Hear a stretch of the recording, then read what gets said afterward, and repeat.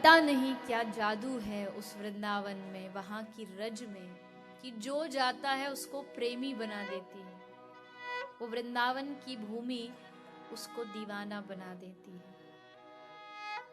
ब्रह्मा जी से पूछा भगवान ने, तुमको क्या चाहिए? प्रभु, वृंदावन का मानव बना दो, गोपी बना दो। भगवान ने कहा, नहीं बना सकता, जितनी गोपियां बननी थी सब बन चुकी हैं। तो प्रभु, ब्रज का कोई गाय बना दो। नहीं, वो भी जितनी बनने थे बन चुके हैं। तो प्रभु, वृंदावन का कोई वृक्ष बना दो।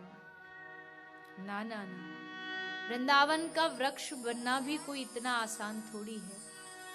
तो प्रभु, मुझे ब्रज का कोई फूल बना दो, और फूल भी नहीं बना सकते तो मुझे ब्रज की गोपियों की चरणों की धूल बना दो।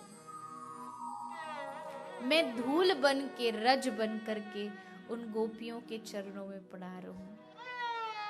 राधा रस सुधा निधिकार श्री प्रबोधानंद सरस्वती लिखते हैं, यो ब्रह्म रुद्र शंकर भीष्म मुख्यई रालक्षितो न सहसा पुरुषस्य तस्य। जिस भगवान को यो ब्रह्म रुद्र शंकर भीष्म आदि प्राप्त नहीं कर पाते, अगर उसको ब्रज की रज मिल जाए, गैयाओं की खुर से उड़ी हुई ब्रज रज उसके माथे पर अगर लग जाए तो उसको माथे की रज पहुंचनी नहीं पड़ती। पहुंचने के लिए गोलोक से स्वयं गोविंद आते हैं।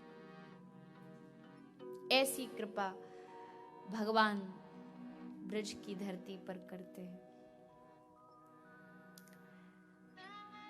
मैं अपने आप को बड़ा भाग्यशाली मानती हूँ। भाग्यशाली नहीं है, क्योंकि भाग्यशाली मतलब भाग्य, किस्मत, और ब्रज का वास किस्मत से नहीं मिलता। ब्रज का वास भाग्य से नहीं मिलता। ब्रज का वास भगवान की कृपा से प्राप्त होता है, या किसी संत की विशेष कृपा हो जाए। एक संत रीझ जाए, कोई ब्रज का एक बाबा जिसकी झोली, जिसकी माला में दिन रात वो हरे कृष्ण हरे कृष्ण हरे कृष्ण जपता। मैंने पिछली कथा में बताया, मुझे किसी ने एक चित्र भेजा, एक वृंदावन के तटिया स्थान के एक बाबा जिनकी मृत्यु हुई, देह को उन्होंने त्यागा, और कहते नहीं, तस्वीर में दिखाया कि जब उनकी मृत्यु हुई, उनके शरीर को ले जाया जाने लगा, चित्र किसी ने खींचा। उस चित्र में बाबा का हाथ ऐसे है, मृत्यु के बाद उंगली एक ऐसी निकली हुई है और हाथ ऐसे, और यहाँ हृदय पे वो रखा हुआ है। उस चित्र को इसलिए दिखाया गया कि सोचो, इन्होंने जीवन में कितना जप किया होगा, कितना भजन किया होगा कि मृत्यु के बाद भी हाथ की आकृति ऐसी है, जैसे अभी भी मानो उठ खड़े होके माला जप करने लगेंगे, बोलने लगे।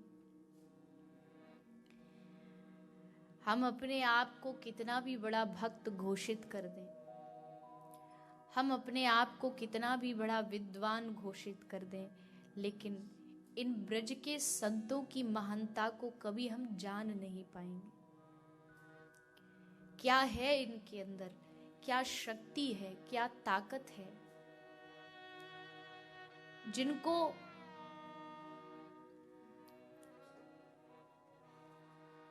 श्री राधा नाम के बिना कुछ अच्छा ही नहीं लगता, जिनका आहार ही श्री राधा नाम है।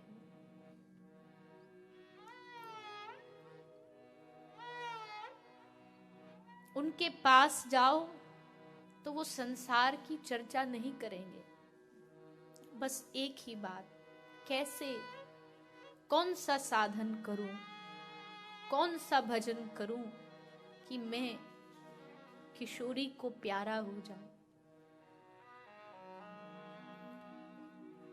संसार की कोई बात उनके पास शेष बची ही नहीं, बस राधा गोविंद के चरणों में दिन रात लीन रहते हैं। संसार से कोई मतलब नहीं, प्रतिष्ठा से कोई लेना देना नहीं। कौन मुझे जानता है, कौन नहीं जानता,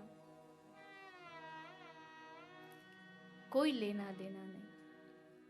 हाँ, वो संत बहुत टीवी पर नहीं आते, बहुत लोग उनका नाम नहीं जानते, लेकिन उनके रोम रोम में श्री राधा नाम बसा है, कृष्ण नाम बसा है।